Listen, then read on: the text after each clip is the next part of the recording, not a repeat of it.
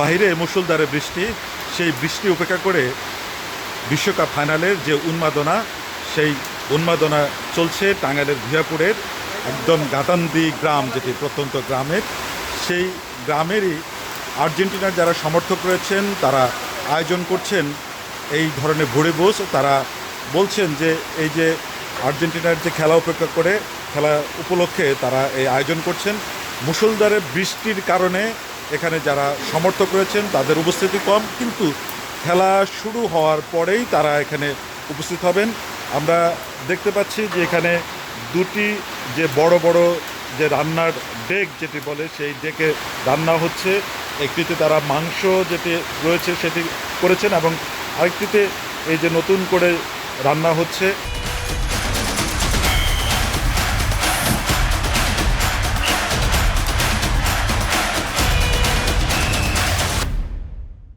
এখানে প্রায় ৩০০ লোকের আয়োজন হয়েছে।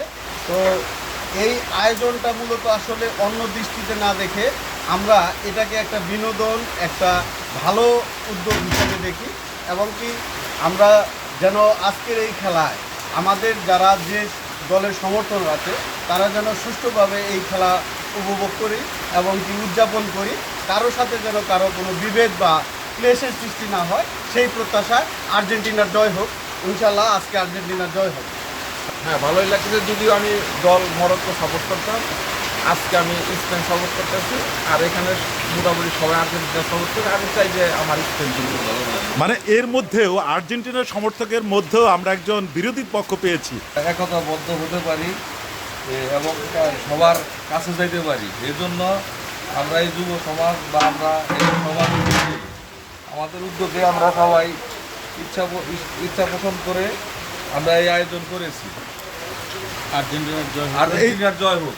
সারা দেশের মতো ভরপুর পৌরসভার মধ্যে যারা ফুটবল প্রেমী তারা আজকে, যারা আর্জেন্টিনার সমর্থক, যারা স্পেন সমর্থক, আজকে এখানে যে অনুষ্ঠানটি সেটি আমি আজকে এতটুকু বলি যে আর্জেন্টিনার সমর্থক যারা তারাই এই আয়োজন করেছে। ফুটবলের সৌন্দর্য আমরা অনেকক্ষণ কথা বললাম। আমরা দেখতেই পাচ্ছেন একে একে যারা জার্সি পরিহিত সেই সমর্থকরা আসছেন।